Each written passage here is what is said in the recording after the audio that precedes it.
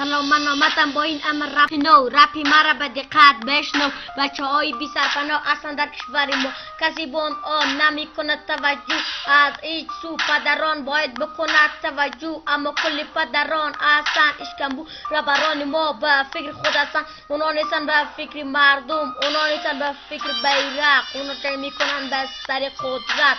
افغانستان استقلال خود را کسب کرد با مردانگی، اما تا هنوز از پای غریبانگی.